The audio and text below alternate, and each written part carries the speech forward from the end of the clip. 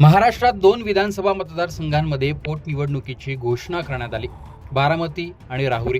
बारामतीची पोटनिवडणूक बिनविरोध होण्याचीच दाट शक्यता आहे, कारण अजित पवारांच्या निधनानंतर तिथे कोणत्याच पक्षाकडून उमेदवार दिला जाणार नाही असंच दिसतंय. मात्र अहिल्यानगर जिल्ह्यातील राहुरीची परिस्थिती वेगळी मानली जाते. नगर जिल्ह्यातील सर्वात कठीण विधानसभा मतदारसंघ म्हणजे राहुरी. 3 तालुक्यात हा मतदारसंघ विखुरलेला आहे. त्यामुळे निवडणुकीचं गणित इथे जुळवायचं कसं हा प्रश्न नेहमीच असतो. राहुरी मतदारसंघाचे 3 वेळा आमदार राहिलेले माजी मंत्री शिवाजीराव कर्डिले यांचं ऑक्टोबर 2025 मध्ये निधन झालं आणि ती जागा रिकामी झाली. याच राहुरी मतदारसंघात आतापर्यंत झालेल्या 16 निवडणुकांमध्ये 8 वेळा तनपुरेंच्या घरातील उमेदवार विजयी झालेला आहे, तर कर्डिले यांना 3 वेळा यश मिळालेलं आहे.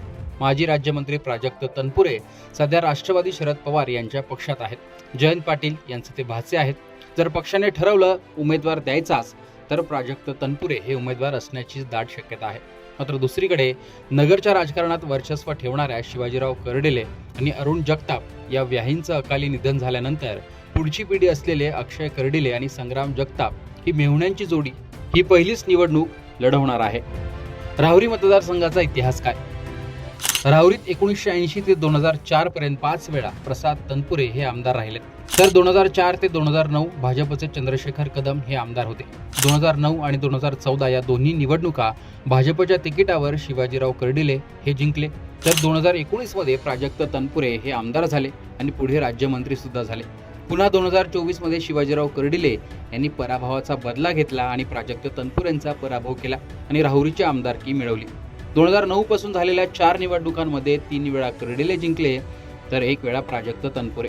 1998 ची पोटनिवडणूक सोडली तर तनपुरेंच्या घरातील उमेदवार हा नेहमीच या मतदारसंघात निवडणूक लढलेला आहे.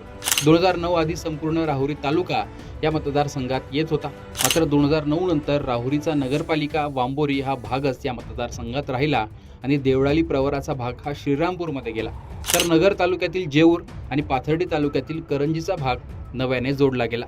त्यामुळे 3 तालुक्यात हा मतदारसंघ विखुरला गेला. यात नगर आणि पाथर्डी पट्ट्यात कर्डिलेंचं वर्चस्व आहे, तर राहुरी नगरपालिका क्षेत्रात तनपुरे यांचं वर्चस्व दिसून येतं. शिवाजीराव कर्डिले यांच्या निधनानंतर झालेल्या राहुरी नगरपालिका निवडणुकीत तनपुरेंनी नगराध्यक्षपदासह 17 नगरसेवक निवडून आणले होते. त्यामुळे तिथे भावनिक लाटेचा परिणाम दिसला नव्हता आणि त्याचमुळे राहुरीची पोटनिवडणूक बिनविरोध न करता तिथे तनपुरे यांनी ती निवडणूक लढवावी अशी देखील चर्चा होत आहे. पोटनिवडणुकीचं गणित काय? 2024 मध्ये झालेल्या निवडणुकीत शिवाजीराव कर्डिले हे 34,000 मतांनी जिंकले होते. तेव्हा 75% मतदानही झालं होतं. आता पोटनिवडणुकीत शिवाजीराव कर्डिले यांचे पुत्र अक्षय कर्डिले हे भाजपचे उमेदवार असणार आहेत. शिवाजीराव कर्डिले यांच्या निधनानंतर राधाकृष्ण विखे, सुजय विखे आणि संग्राम जगताप हे तिघेही अक्षय कर्डिले यांच्या मागे ठामपणे उभे दिसले. अक्षय कर्डिले यांच्या नावाची घोषणाही वेळोवेळी करण्यात आलेली आहे. त्यामुळे जर प्राजक्त तनपुरे निवडणूक लढणार असले तर त्यांना केवळ कर्डिले नाही तर विखे, जगताप यांचाही सामना करायचा आहे. कर्डिले यांचे जावई संग्राम जगताप हे नगर शहराचे आमदार आहेत. दुसरे जावई माजी महापौर संदीप कोतकर हे देखील शहरातील मोठं राजकीय प्रस्थ आहेत, तर तिसरे जावई अमोल गाडे यांच्या पत्नी ज्योती गाडे या अहिल्यानगरच्या महापौर आहेत. त्यात संग्राम जगताप आणि सुजय विखे यांची जमलेली गट्टी पाहता राहुरीची पोटनिवडणूक ही अक्षय कर्डिले यांच्या बाजूने झुकलेली पाहायला मिळते. प्राजक्त तनपुरेंनी जाहीर केलंय की कार्यकर्त्यांशी चर्चा करून पुढचा निर्णय घेतला जाईल.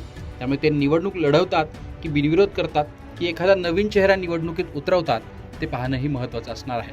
मुख्यमंत्री देवेंद्र फडणवीस यांनी आवाहन केलंय की बारामतीप्रमाणे राहुरीची पोटनिवडणूक बिनविरोध व्हावी.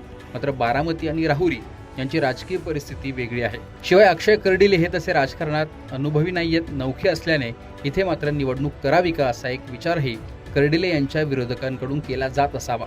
जर मतदारसंघात भावनिक वातावरण नसेल आणि निवडणूक लढवणं अनुकूल वाटत असेल तर मात्र प्राजक्त तनपुरे यांच्याकडून ही निवडणूक लढवली जाण्याची दाट शक्यता आहे. आता पक्ष म्हणून जयंत पाटील यांची यात काय भूमिका असते ते पाहणंही महत्त्वाचं असणार आहे. पण एकूणच ही राहुरीची पोटनिवडणूक याविषयी तुमचं मत कमेंट बॉक्समध्ये सांगा. लोकसत्ताला फॉलो आणि सबस्क्राईब करा.